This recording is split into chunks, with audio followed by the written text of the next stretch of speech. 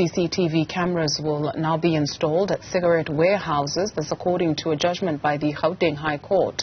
The South African Revenue Service won a legal battle to force cigarette manufacturers to install CCTV cameras to curb the illicit trade of cigarettes.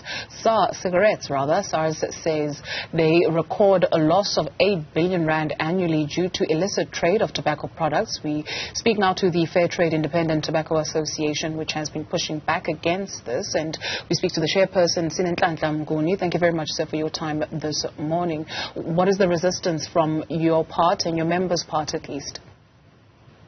We've raised our resistance in as far back as 2021 when the rule amendments were published for comment.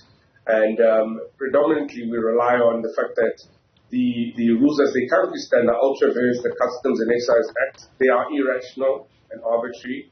They violate Section 14 of the Constitution as well as Section 25(1) of the Constitution, being the rights to privacy and the right not to be arbitrarily deprived of one's property.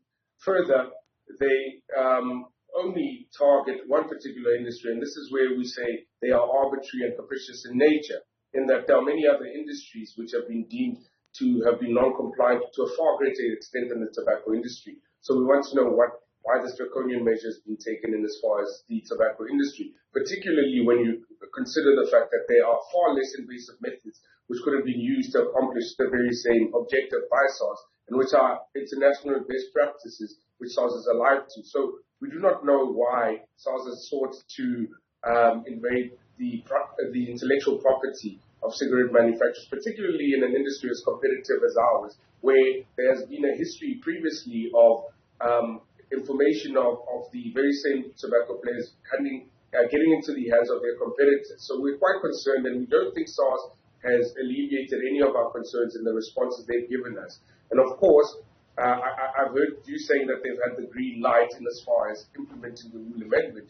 The truth of the matter is they had the green light in as far back as when they implemented the rule amendment, and what we're doing is interdicting them from doing so. The court ruled not that they could go ahead, but rather that our case wasn't urgent.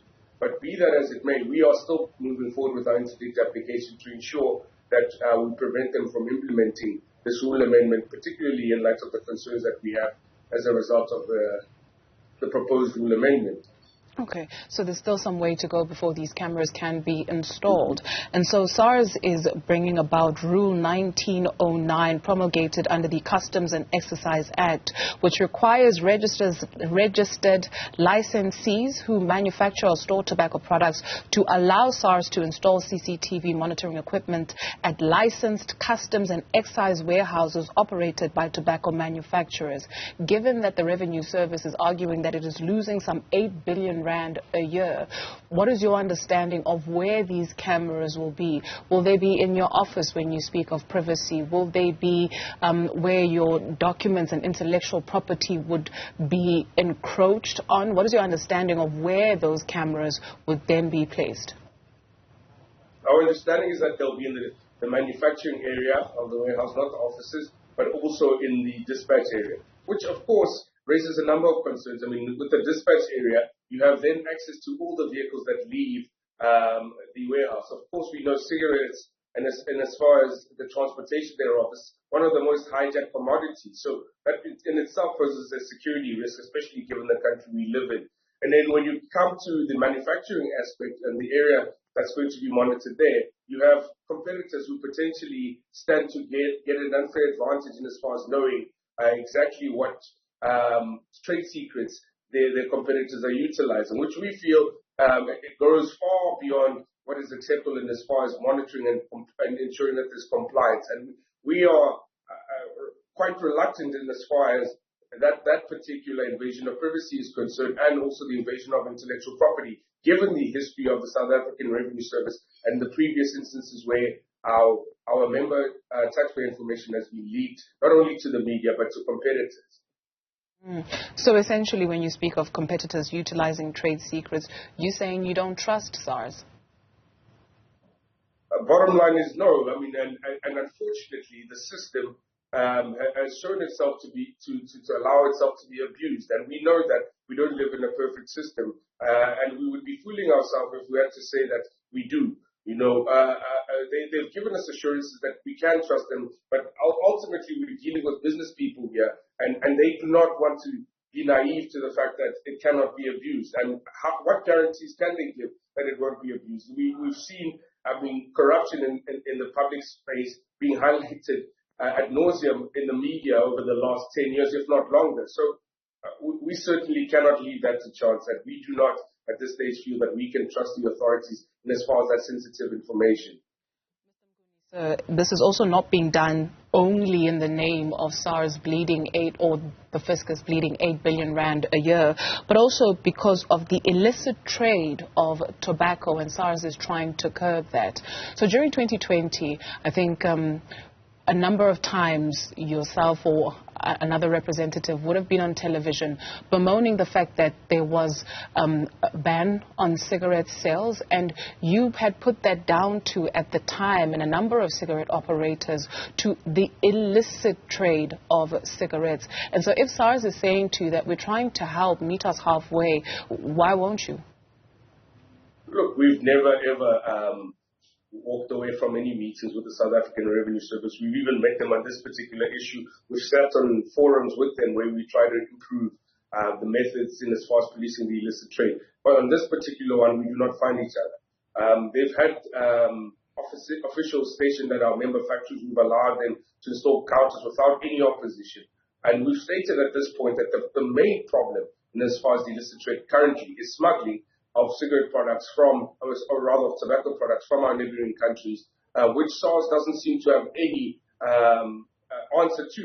We've said, why do they not increase policing at the Beitbridge border post? Because what you're going to have is that you're going to slowly kill the legitimate South African tobacco industry and put it in the hands of smugglers who ply their trade in all our neighboring countries. And we do not understand why SARS doesn't see this as a priority. We saw during the lockdown period which you alluded to, how easy it was for cigarettes to get into this country from as far afield as Northern Europe and Asia.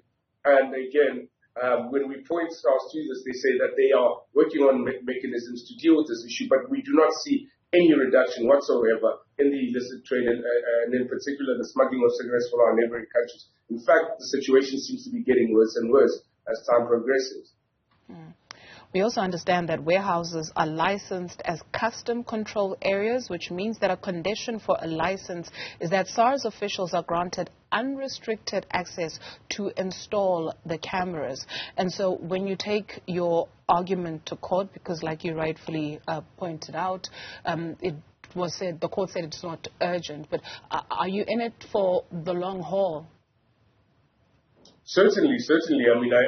I mentioned earlier on that we actually instituted a review application in late 2022, which is still far from being adjudicated on. This particular process is an interdictory application, which we see to only prevent SARS from implementing up until the time that the review application is adjudicated on. And in as far as weighing up whether the conduct of the South African Revenue Service is applicable in law, the Constitution, as we all know, sets out that there are limitations to all rights, and also a test needs to be done in as far as whether the right being infringed on should be infringed on when you bear in mind the Constitution.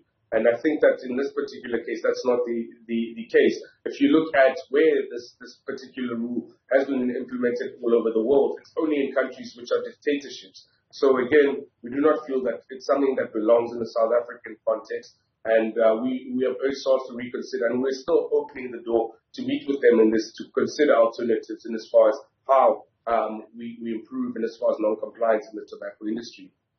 How do you correct suspicions that perhaps why such a resistance if this is all done in the name of, one, making sure that there's money that is pumped back into the economy, and on your assertion that competitors will utilize your trade secrets, can you not remedy that?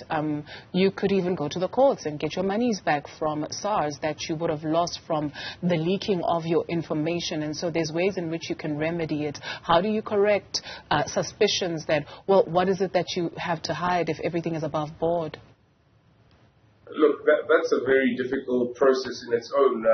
the one of claiming damages after trade secrets are leaked, because often time it's very difficult and cost a fortune just to investigate how the information came about to be leaked. I mean, there's been information that's been leaked previously and we still do not know how it was leaked, except that it could have only been leaked by SARS as it was in their custody. So that's a very difficult challenge, and we're saying to avoid getting to that point, we need to look at other alternatives in as far as policing the tobacco industry. Like I said previously to you, we do not hide in as far as trying to help SARS and as far as policing the industry is concerned. We've worked with them continuously and time again, where we've allowed them to station officials at the excise warehouses. We've allowed them to install production counters. We've even said that we are not opposed to track and trace, provided that we are consulted on in as far as the implementation of that mechanism, which of course is applied far more globally than this current one, which is proposed by SARS. So we are just concerned at the many violations that this particular mechanism could potentially occasion, especially given the fact that a lot of those violations cannot be remedied. It is very difficult to remedy it by instituting a claim for damages, where it would put the onus squarely on the manufacturer to prove first that this information was leaked by the South African Revenue Service, and for instance, it wasn't hacked or something of that nature. So it is extremely difficult to do so, and I think we really need to reconsider in as far as putting in place such a draconian method when other alternatives are available to SARS. Sinenhlanhla Mnguni is the chairperson of Fair Trade Independent Tobacco. Thank you very much, sir, for your time this morning.